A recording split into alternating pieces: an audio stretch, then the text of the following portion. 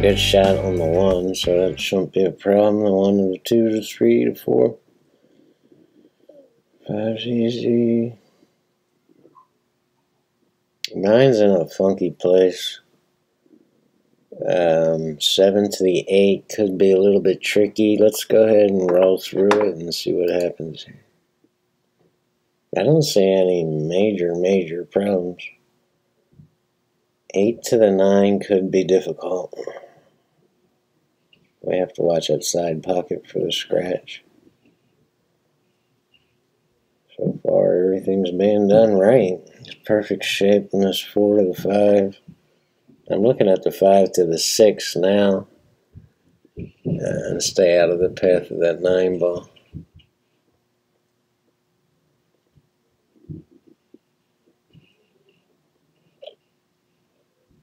Like you can see the snooker table in this video. This is a 10-foot snooker table. It's undersized. In the daytime, there's a lot of snooker players in this area and coming. They kind of play in teams.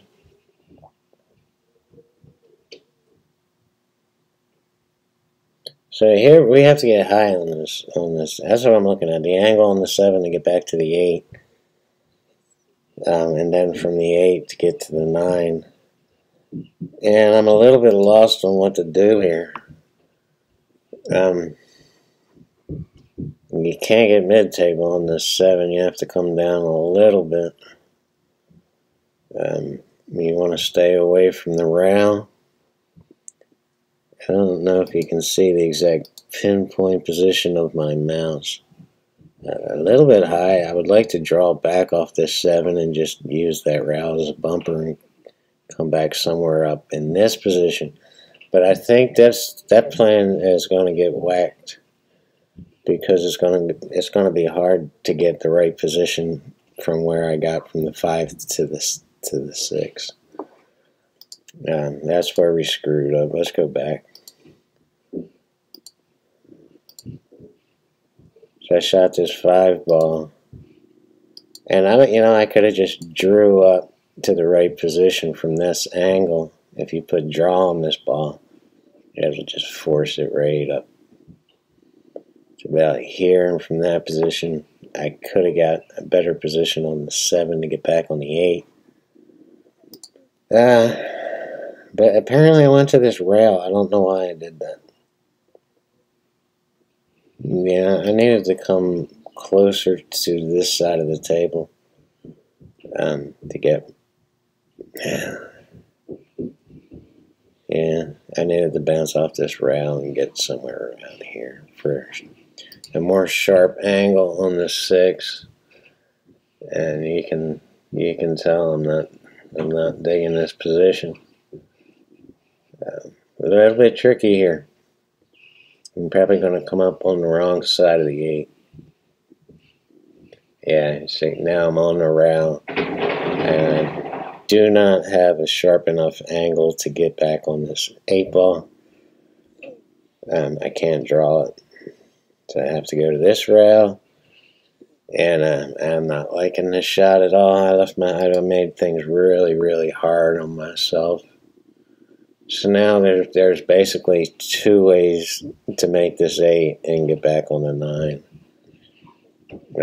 The 2 most popular ways would be put a ton of right-hand English on this ball and come down on the short rail and bounce sharp and back up on the 7 like that.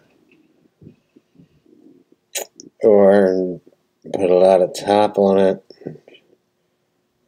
and go all the way down to the foot rail and bounce back up on the 9.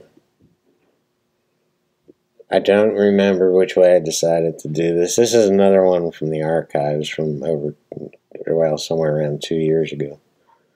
I think it's March 2017. There's people here talking in the corner as I'm playing this game. I can always tell when they're there because I'm always jawing at them. What are we going to do here? Let's see what we do. Yeah, that's what I'm looking at. The long way around, I'm putting top on the ball. And that's what I'm pointing at right here. And apparently I'm talking to somebody about it. Yeah, so I'm pointing back down to the foot round, bouncing back up. Or the end rail, not the foot rail. And just getting somewhere up by the side pocket for a decent shot on the 9. And the other way is to spin it, but anytime you're putting this much spin on a ball, you're going to be throwing the object ball, so you have to compensate for that. And it just adds another element that you don't always need.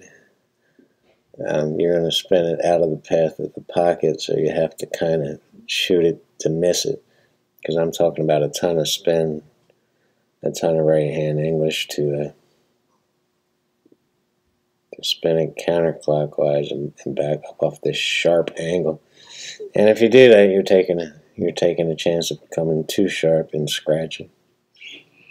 So let's just avoid the deflection off the object ball. Let's avoid all of it and try to go long. The problem is the table's dead. So I don't know how long I'm going to be able to go. Yeah, I'm not digging this. There's trouble in paradise here. I've probably missed this shot a billion times. But I mean, you know, it's all my fault. You can't get mad at it. You just learn from it and don't do it again. I'm front weighting my stick here. That's what I'm doing, if you're wondering. And this puts more weight on the front of the stick and it keeps it down, keeps you from jumping up. Because I know I'm putting a little juice on this. You just let the weight of the cue work with you, for you. And just keep it down on the table. Well, I didn't hit it that. Oh, I went the short way. I did. I took a chance on deflecting that, and I wound up going. Yeah, it was not the right way to shoot that. Don't shoot that like that. Go down to the short round, bounce back up.